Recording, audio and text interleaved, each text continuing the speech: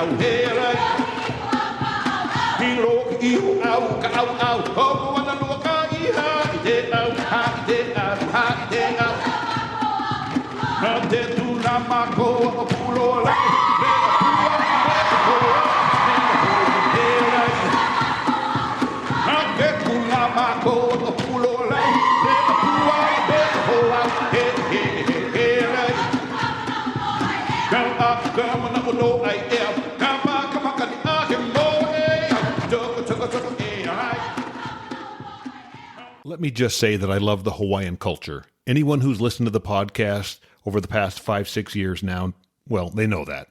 But I'm not a Hawaiian speaker. I do not know the language.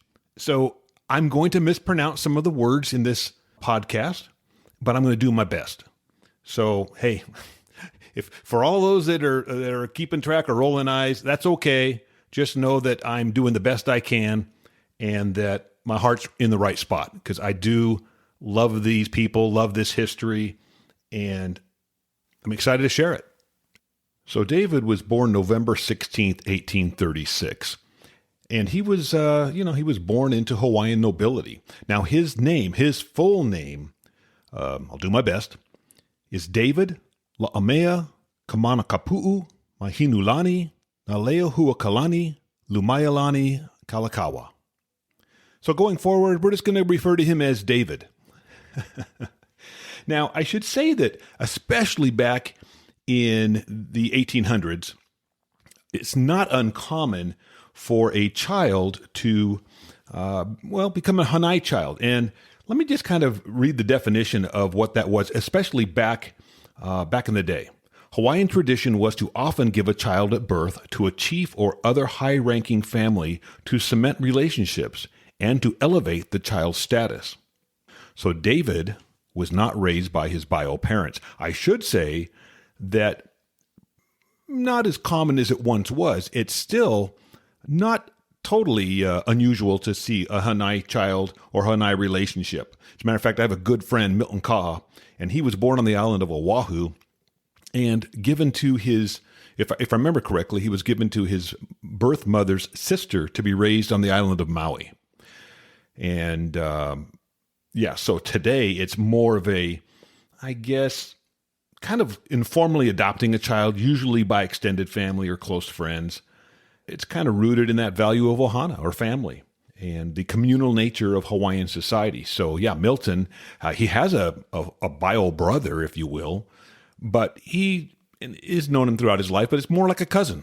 So just a different way of doing things. But this is how David Kalakaua was born and raised. Now, he went to the Royal School in Honolulu, which is, was for the Ili'i, and the Ili'i being the upper class, if you will. So he was a student there, and I read a book, and I should say this, I probably should have said this earlier. A lot of the information I got was from a book called Kalakaua, Renaissance King, and this was written by Helena Allen. In that book, there's a lot of time spent on his youth and his time, getting educated, like I said earlier, at the Royal School in Honolulu. And if you're interested in really getting in, diving deep into David's story, then yeah, this is a good source, this book that I just mentioned, Kalakaua, Renaissance King. And again, that's by Helena Allen. If we look at the time that David was born in 1836, this was only 16 years after Kamehameha I died. But it was also at the time, 1820 being the year that the missionaries first arrived. Yeah, the missionary influence was going full bore, and these were Christian missionaries, came from in the Boston area. When David was born, the Hawaiian customs and traditions were already changing. As a matter of fact, I mentioned early on in the podcast that hula was banned, and that was because the missionaries thought it was very suggestive.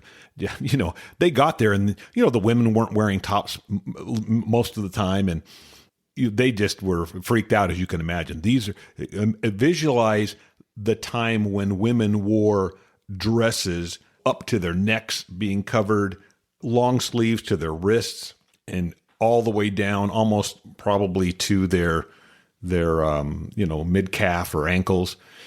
If you've been to Hawaii and you know the climate, can you imagine how uncomfortable that would be? But yet that was how they viewed you should be covered. And it didn't happen immediately, but they encouraged the women to start covering up. And this was an interesting thing because think about it. If you're Hawaiian and you've lived your entire life with a set of values and beliefs, and you have your own gods, and there were multiple, and certainly the way that you're living your life was fine. And all of a sudden these people, these foreigners land, and they're telling you now that your gods are not the correct gods. You need to now believe in their God, and their God requires a lot of change. So that's kind of where things were. Now, I'd mentioned that he attended the Royal School in Honolulu, and that school was run by Protestant missionaries. So in his youth, he was baptized, a Congregationalist, I guess, or Calvinist, and so was considered a Christian. But what he tried to do was really kind of morph the two, the Christianity along with his Hawaiian beliefs. This didn't always bode well. I guess another thing that, at least in my opinion, can be an issue when it comes to religion is that David was a wide reader of philosophy and theology, as well as history. And often that doesn't bode well when it comes to organized religion. So he did not reject Christianity, but to be clear, he did push back against the dominance of missionary influence in Hawaiian society. And of course, we're going to talk about that later because he was very instrumental in bringing back hula and the chants. And so one thing I didn't mention was there was no Hawaiian written language prior to the missionary arrival in 1820. So the histories were passed down through storytelling and through chants. So by the missionaries trying to do away with these things, you can see how a lot of Native Hawaiians weren't on board with that. This is, and had been for hundreds of years, their way of passing down these oral histories. It's important to mention that also in David's youth, he really got into singing and hula.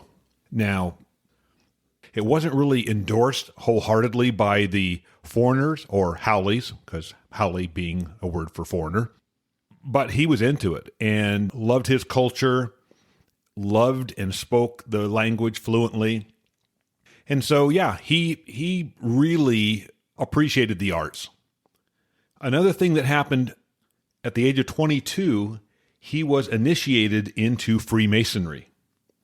And I think it's important because a lot of people are Freemasons maybe, and they go occasionally to a lodge here and there or whatever, but he was very active throughout the remainder of his life. He actually attained the 32nd degree of the Scottish Rite, and he became the first Hawaiian monarch to become a 33rd degree Mason, which is, I guess, an honorary and exalted rank. And I'm getting a little bit ahead of myself, but he's also the first king to visit the United States. And not just the United States. He first, in 1874, went to San Francisco, but he eventually went to Washington, D.C., met with President Ulysses Grant at the time. He did a lot of things, but I think it's important to note that when he did travel, especially during a world tour that he did in 1881, he met with various Masonic leaders and heads of state who were Freemasons. So he used these Masonic ties to build international relationships, especially in Europe and Asia. So the Masonic Brotherhood helped him gain access to elite circles during his travels. So I wanted to mention that because that was a big part of his life. And not only that, if I go on even further, I can tell you that Kalakaua viewed Freemasonry as compatible with Hawaiian values, especially the concept of aloha, harmony, and enlightenment. So his embrace of Masonry reflected his desire to modernize Hawaii while respecting traditional culture. You know, he really opposed excessive Westernization. A few other kind of timeline things for David in his life was he got married to Julia Kapiolani when he was 27 years old. A couple of positions that he held, he was Postmaster General, and he was an attorney. He actually passed the bar in 1871. So David was a bright guy. In 1874, David became king after the death of King Linaleo, and during his reign, he had some significant accomplishments, and let me just cite a few of them. First of all, he, in 1875, signed the Reciprocity Treaty with the United States, which meant duty-free sugar exports. So that was big. And then also in 1881, he became the first reigning monarch to travel around the world, and he was doing this mostly because he was seeking laborers and building those global relations that I talked about earlier. But the laborers became important as Filipinos, Chinese, Japanese, as these folks came to the islands to work in the fields. Because sugar was becoming a very big deal at the time. Hawaii was the biggest exporter of sugar back in those days. And then, of course, later pineapples as well. Also, in 1882, the Iolani Palace was completed. Some, especially some of the foreigners that lived there, the Howleys, I guess, those that now came from those missionary families, but were now kind of running things in many cases, they did not like the money that Kalakaua was spending on this palace. They just thought it was not practical. But it was important to him, and it was important to the people of Hawaii that they had a palace for their king. Over the years, I've heard lots of my Hawaiian friends and, of course, read lots of articles talking about how Hawaii was, it was stolen. The way that kind of went down, maybe one of the first things that really set this up was they call the Bayonet Constitution. This happened in 1887. And the reason it's called a Bayonet Constitution is because King Kalakaua was forced to sign it at gunpoint. Who held him at gunpoint? Well, it was a militia associated with what is called the Hawaiian League, and the Hawaiian League was a group of mainly white business leaders, lawyers, and sugar planters who were aligned with American and European interests. What did it do? It weakened the monarchy, for one. It stripped the king of most of his executive powers. It changed the voting laws. So basically, it allowed non-citizen residents, again, mostly these white American and European foreigners, to vote if they met income and property requirements. And it created a political system favoring wealthy foreign landowners and businessmen. That was the beginning of what eventually became the downfall. David had a younger sister, and she was Queen Liliuokalani. And she was the last reigning monarch as she succeeded her brother upon his death in 1891. Now, before he died, as I've already mentioned several times, he was very instrumental in reviving hula and traditional arts.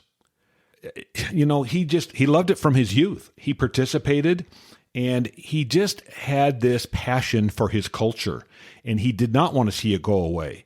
By 1848, there were only 70,000 Hawaiians left because they'd just been decimated by the diseases brought to them by these foreigners who came to their islands. So it was important to him that this culture and that this history continued on. And so he really focused on the hula. He also promoted mele, which are chants, music, and dance. He just felt like these were essential parts of Hawaiian identity. And again, there was no written language. There is now, and there was one coming along in the 1800s, but a lot of people couldn't read it, couldn't write it. They were losing the native speakers. So again, the culture was just super important to King Kalakaua. He also wrote the words to the song Hawaii Pono'i, which is the national anthem and still the state song of Hawaii. But it gives you an idea because he wrote the words, sung in the Hawaiian language. I just think it just speaks to his love of his people and his culture. Now, the Iolani Palace and royal pageantry were important to him too. There's a number of pictures, and I've included, one with this release of him in his uniform, and he was very much into the pageantry. His palace, the Iolani Palace, I thought this was interesting. It was actually wired for electricity before the White House was. He just revived the Hawaiian royal rituals and public celebrations that had kind of gone to the wayside after the missionaries arrived and frowned upon some of those, old traditions. So let's talk a little bit about the Merrie Monarch Festival. The festival began in 1963 in Hilo, and of course was named in the honor of King Kalakaua. Now, it's the premier hula competition in the world, and it's a cultural festival. So, like I said, Judy and I were there this year, and it begins, I guess the actual competitions are like Thursday, Friday, Saturday, but on the Monday, Tuesday, Wednesday, there's all kinds of cultural activities going on, and there's a parade on Saturday, and there's just it's just a huge week of just Hawaiian pride. And it's like I say, it's on the Big Island, it's in Hilo, and this was year 62 of the festival. So very cool. And as a haole visiting, although I like to think of myself as, I guess it doesn't matter what I think of myself, but I do really feel a kinship to the Hawaiian people, but I'm not Hawaiian, and I am there as a visitor, but I can certainly appreciate the culture and just the amount of time that goes into becoming proficient in the hula and in the chanting, which I've already spoken to. So that kind of wraps it up for David Kalakaua. I mean, I mentioned that he died in 1891. Whether it's important or not, he actually died in San Francisco. So he was there once again trying to raise money for Hawaii and for the islands and for the things that he was trying to accomplish. He loved San Francisco. Like I say, that was the first city he visited when he came to America, 1874. And the people of San Francisco loved him. They came out in great numbers on his first arrival in 1874 and on his subsequent trips. So, yeah, it was only, I guess if he wasn't going to die in Hawaii, San Francisco was the next best place for him. So as far as a legacy, I guess he'll be remembered for his deep affection by many Native Hawaiians and for his efforts to restore pride in the Hawaiian culture and to resist colonial pressures. Because he dealt with that his entire life, from the time he was a child to the time he passed, the influence of these foreigners that were now taking over the islands. He just had to battle that the entire time and try to work with them, because as a politician, that's what you got to do, right? I guess at the same time, his reign also reflected the difficult compromises and pressures facing a small island kingdom caught between indigenous traditions and growing imperialism. Now, I read that, you could probably tell. But I wanted to say that because that really speaks again to what he had to deal with in his life. Again, in 1891, he passed away, and he was succeeded by his sister, Queen Liliuokalani, and she was really only in power for about 2 years, because in 1893, that's when the overthrow of the monarchy happened. Many Native Hawaiians view that 1893 overthrow as illegitimate and a traumatic event, one that led to long-term loss of land, culture, and political power. So yeah, today it's not uncommon to see the Hawaiian flag flown upside down by, I guess, those that maybe have a little bit more militant views, but often, as with lots of political differences, there are misunderstandings. And I don't want to get too political here, but let's just say that if you study Hawaiian history, you will better understand why Native Hawaiians feel the way they do about how their country was taken away from them. Ua mau ke eo o ka aina I ka pono o Hawaii. The life of the land is perpetuated in righteousness. What I just read there is the state motto for Hawaii. And there's a song. I mean, man, there is a wonderful song. We're going to end the podcast with it. It's by Israel Kamakawiwa Ole. It's called Hawaii 78. And really, if there's one song that kind of talks to the culture, the understanding of the importance of history, and really maybe even a nod to King Kalakaua, well, I believe this is the song. Aloha, everyone.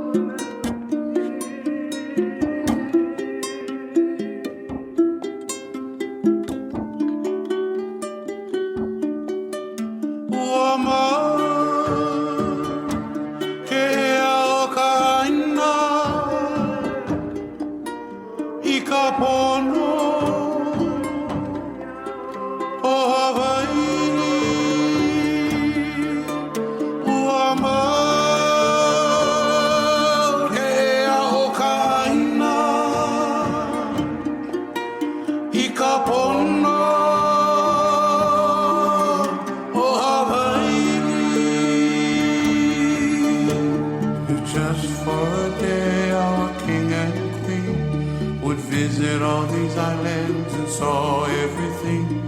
How would they feel about the changes of our land? Could you just imagine if they were around and saw highways on the sacred grounds?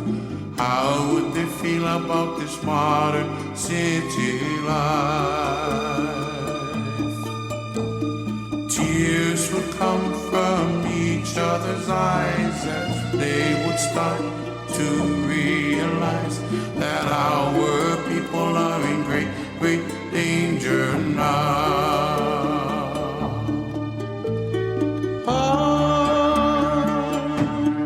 Would they feel? Would their smiles be content then and cry?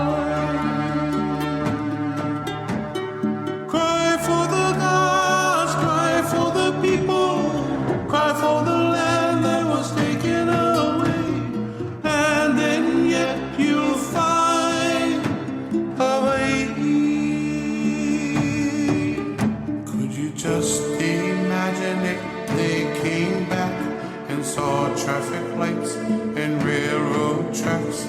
How would they feel about this modern city life? Tears would come from each other's eyes and they would start to realize that our